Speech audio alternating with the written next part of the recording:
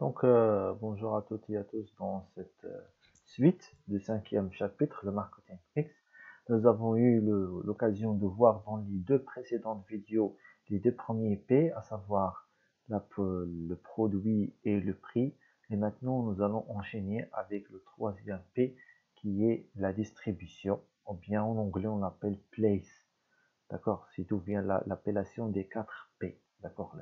Parce que certains étudiants me disent, monsieur, vous avez distribution, c'est D, et pourquoi on l'appelle P, des 4 P? Alors, parce que l'appellation des 4 P, il vient des 4 lettres initiales, c'est-à-dire des appellations en anglais. Product, place, promotion, price. 4 P. Donc la distribution. Alors ça veut dire quoi distribuer un produit? Alors distribuer le produit, c'est de les apporter et les placer au bon endroit en quantité suffisante avec le choix requis au bon moment et avec les services nécessaires à leur vente, à leur consommation et à leur entretien. Ça veut dire quoi? Ça veut dire tout simplement, une fois j'ai c'est-à-dire j'ai fabriqué un produit au sein de l'entreprise, ce produit n'est pas destiné à rester au sein de l'entreprise. Il est destiné à être vendu sur le marché. Et pour le vendre, je dois le distribuer. Pour le distribuer, ça veut dire quoi? Ça veut dire que je dois faire parvenir mon produit vers les points de vente, tout simplement. Les apporter et les placer au bon endroit. Les bons endroits, là où ils vont être vendus, en quantité suffisante. En quantité suffisante pour ne pas créer des ruptures de stock au sein du marché. Avec les choix requis, avec les choix, par exemple, vous trouvez qu'il y a un stylo bleu, le stylo rouge, le stylo vert, et ainsi de suite, il y a un choix. Au bon moment, et avec les services nécessaires à leur vente, s'ils nécessitent un stockage, ou bien un réfrigérateur, ou quelque chose comme ça, comme par exemple les produits frais, les produits laitiers par exemple, sont des produits qui nécessitent pour leur distribution certaines conditions du respect de la chaîne de froid. Ça veut dire que les camions doivent respecter la chaîne de froid, ils doivent être équipés de réfrigérateurs, et aussi les points de vente, chez les détaillants, bien sûr des grandes surfaces, doivent être équipés de réfrigérateurs pour garder la fraîcheur du produit, pour que le produit ne soit pas, c'est-à-dire ne périt pas. Sinon, il va être complètement inapproprié pour la consommation. Avant de détailler les éléments relatifs, bien sûr, à la fonction de distribution, il convient, dans un premier point, d'expliquer les différents concepts utilisés. Alors, dans la distribution, on parle de canal au réseau, c'est la même chose, mais on parle aussi du circuit. Alors, canal au réseau et le circuit. Ça veut dire quoi, canal? Ou bien réseau, parce que c'est le même sens. Et ça veut dire quoi? Moi, je vais prendre canal et circuit. Alors, ça veut dire quoi, canal, et ça veut dire quoi, circuit? Alors, le canal au réseau de distribution, c'est l'ensemble des intermédiaires qui interviennent dans les fonctions aux tâches nécessaires à l'acheminement des produits. C'est ce qu'on appelle le réseau de distribution ou bien le canal de distribution. L'ensemble des intermédiaires, qui interviennent dans les fonctions de distribution. C'est-à-dire, pour que ce produit sort de l'entreprise et parvient jusqu'au point de vente, de détaillant, il passe par plusieurs intermédiaires. Alors, ces étapes par lesquelles, ou bien ces intermédiaires chez lesquels passe le produit depuis l'entreprise, ou bien l'usine industrielle, jusqu'au consommateur final, c'est ce qu'on appelle le réseau de distribution. Le réseau de distribution. Et pour les réseaux, ou bien les canaux de distribution, vous avez 4 types de canaux de distribution ou bien de réseau de distribution. Hein. Vous avez le canal extra long, vous avez aussi le canal long, vous avez le canal court et le canal extra court. Alors pour les produits qui sortent du producteur, de chez les producteurs, qui sont achetés par un courtier et le courtier les vend à un grossiste et le grossiste les vend à un semi-grossiste et le semi-grossiste vend au détaillant et le détaillant vend vers le consommateur, les vend au consommateur final. Là, si vous avez plusieurs intermédiaires chez lesquels le produit passe pour atteindre le consommateur final, on l'appelle le canal externe. Un exemple, par exemple, si je prends le cas des légumes et des fruits, vous avez l'agriculteur dans la campagne qui a cultivé des tomates. Il y aurait un monsieur qui va venir pour acheter les tomates. Ce monsieur, il va les vendre dans le marché, peut-être de gros ou bien un grossiste. Et ce grossiste, il va les vendre peut-être à un semi-grossiste. Et ce semi-grossiste, il va les vendre à un détaillant. Et les détaillants dans le marché, c'est-à-dire là où vous faites vos courses, il va vous les vendre. Donc ça, c'est un canal dit extra long. Par contre, vous avez ce qu'on appelle un canal qui est dit long. Bon, alors les canaux extra longs, ce sont des canaux qui sont rares en quelque sorte parce qu'il n'y a pas vraiment trop de produits qui passent par des courtiers et des semi-grossistes. Le canal c'est-à-dire, ou bien les canaux de distribution les plus connus, ou bien les plus fameux, sont le canal long, le canal court et le canal extra court. Alors le canal long, vous avez le producteur qui vend à un grossiste et le grossiste vend à un détaillant et le détaillant vend au consommateur, tout simplement. Donc, si la marchandise passe par les grossistes et le grossiste chez le détaillant et le détaillant chez le consommateur, dans ce cas-là, on parle de canal long. Par contre, lorsque le producteur vend au détaillant et le détaillant vend au consommateur, on parle de canal court. Un exemple de Coca-Cola. Coca-Cola, Danone, c'est l'exemple. Bon, le produit Danone vient de l'usine de Danone, de la centrale laitière, directement vers le détaillant, c'est-à-dire l'épicerie qui se trouve dans le coin de votre quartier ou bien dans votre quartier. Et le détaillant le vend au consommateur. La bonbonne de gaz, la bonbonne de gaz, Bota, entre parenthèses, c'est un canal qui est court. Pourquoi? Parce que Africa Gaz, ou TCL Gaz, ou Total Gaz, ou je ne sais pas qui, vont vendre, c'est un producteur qui va vendre directement la bonbonne de gaz, la mettre à disposition du client chez le détaillant, et le détaillant va vous la vendre, tout simplement. Donc c'est un canal qui est court. Coca-Cola qui vient de l'usine ici du Tessila, la distribution avec le camion donc de l'entreprise pour faire parvenir les produits de Coca-Cola vers les détaillants, et les détaillants les vendent au consommateur final. C'est un canal qui est court. Par contre, lorsque vous avez un produit qui va du producteur vers le consommateur final, directement, sans passer par ni détaillants, ni grossistes, ni quoi que ce soit, là on parle d'un canal extra court. Extra court. Donc, producteur-consommateur. Un exemple, Maroc Télécom. Maroc Télécom, c'est service en fait pour les abonnés. Vous avez la relation Maroc Télécom vers l'abonné, vers le consommateur. Il n'y a pas d'intermédiaire. La banque, il n'y a pas d'intermédiaire. Vous avez le producteur du service qui est la banque et en relation directe avec le consommateur. Il n'y a pas d'intermédiaire. C'est un canal dit extra court. Toutes les entreprises qui ont des relations directes avec le consommateur sont des canaux extra courts. McDonald's, Pizza Hut. Donc, McDonald's, vous allez partir chez ou Tacos de Lyon, par exemple, je ne sais pas, je donne des exemples.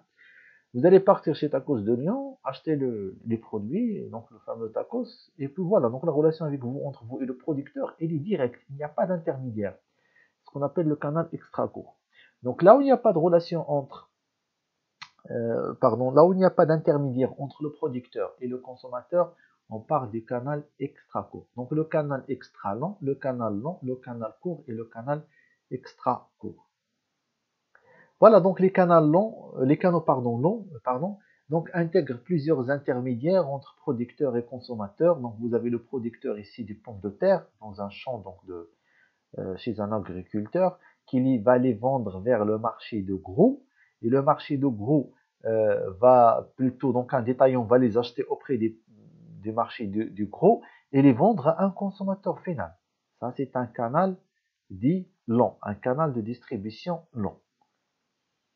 Les canaux courts, ce sont les canaux qui ne passent pas par des grossistes et qui vont direct vers le consommateur en passant par le détaillant. Par exemple, Coca-Cola, l'usine de Coca-Cola, va vendre à un détaillant qui va vendre au consommateur final.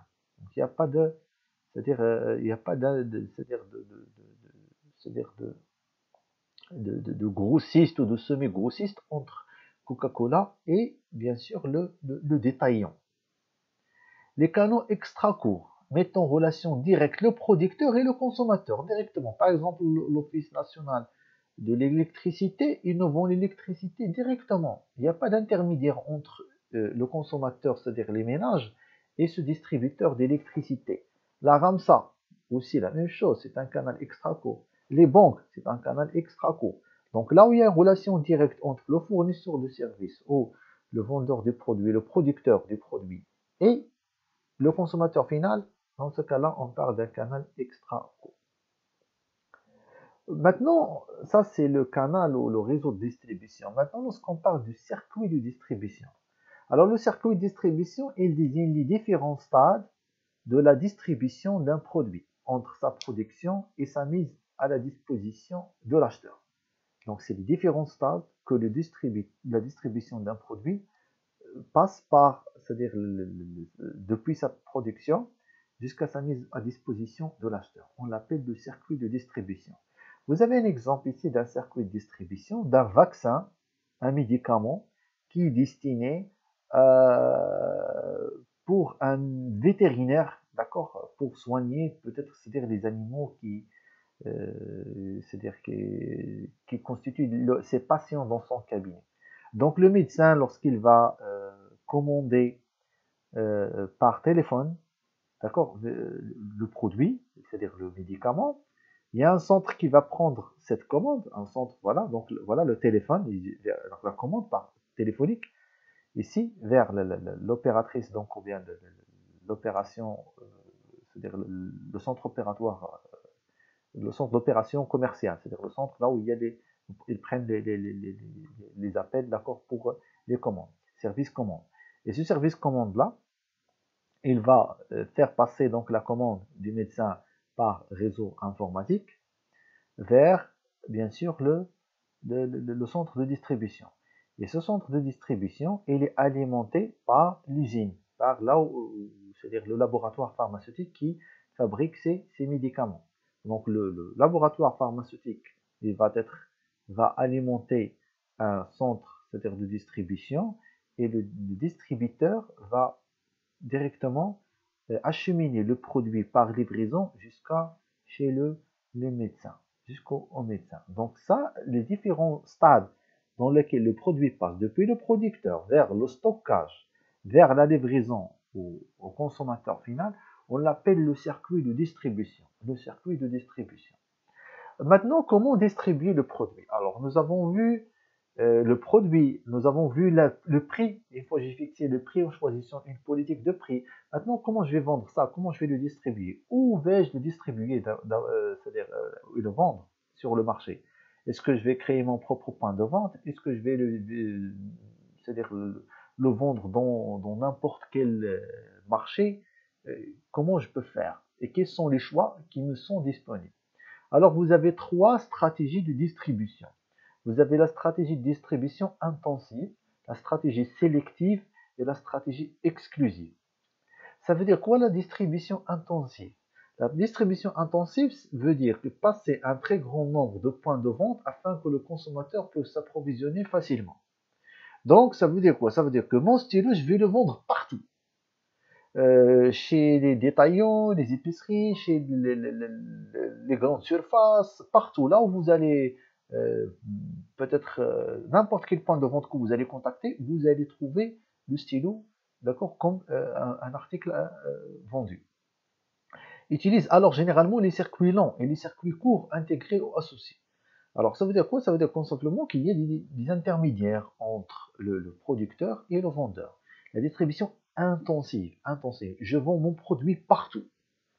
La distribution sélective, c'est la distribution qui se base sur le fait que le producteur va sélectionner les endroits là où son produit va être vendu.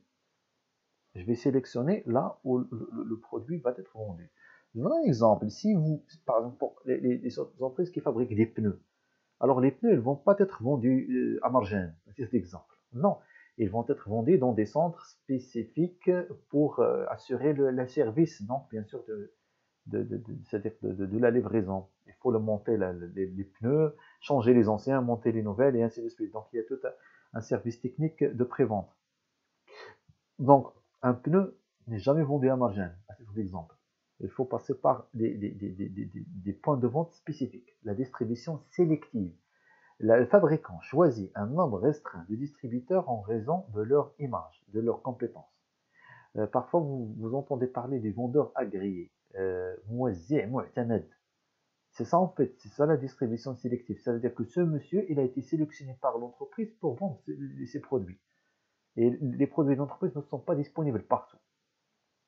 Les intermédiaires retenus doivent être, donc ceux qui vont vendre le produit, doivent être capables d'assurer une bonne information et un service après-vente, comme je vous ai dit, efficace, de garantir un niveau de qualité constant, de promouvoir le prestige de la marque.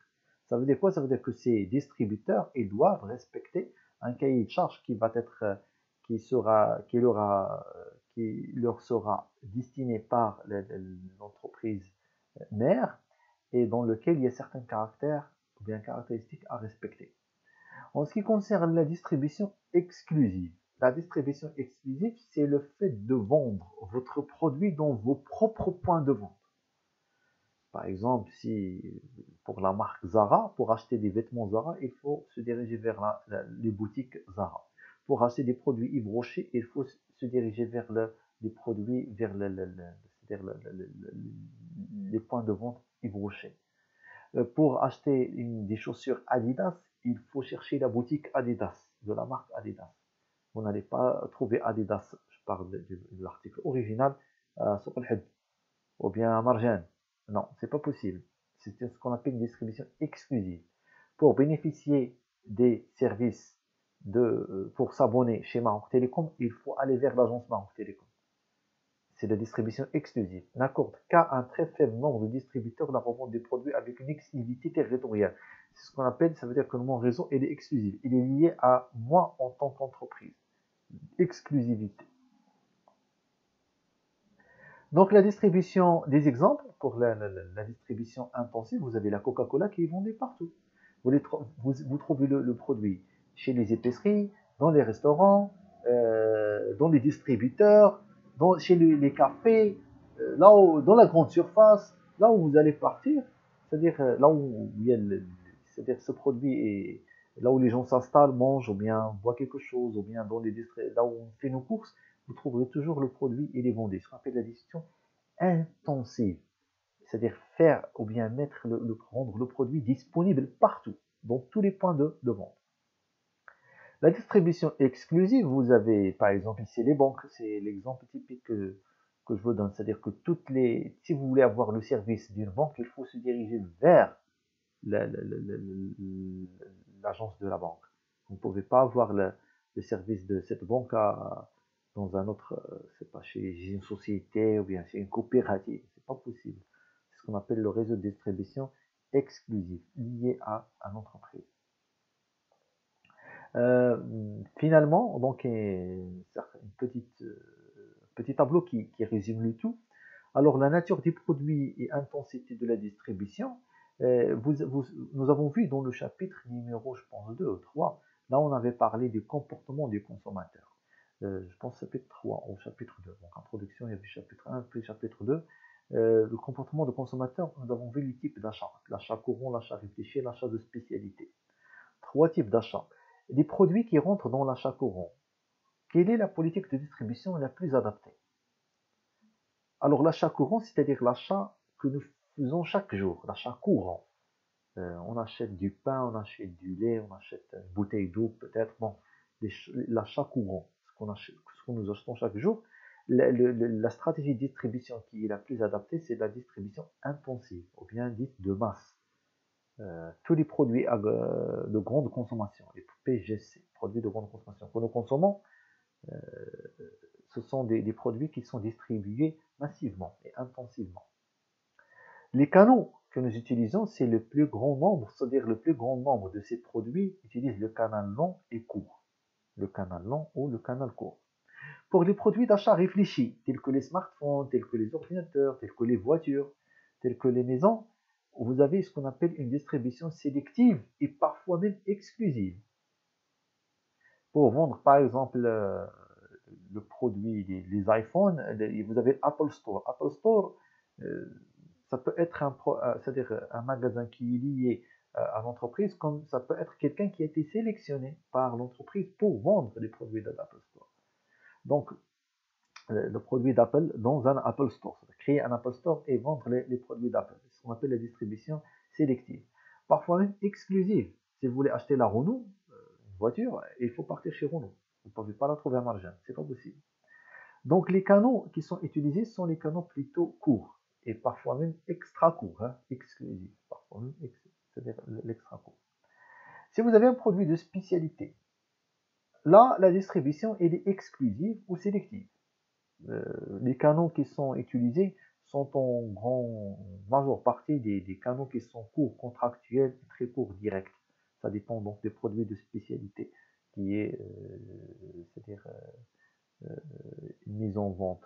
Euh, Certains produits donc de spécialité tels que par exemple euh, certaines marques de huile de moteur ou bien c'est-à-dire des marques de vêtements, parfois même certains produits cosmétiques.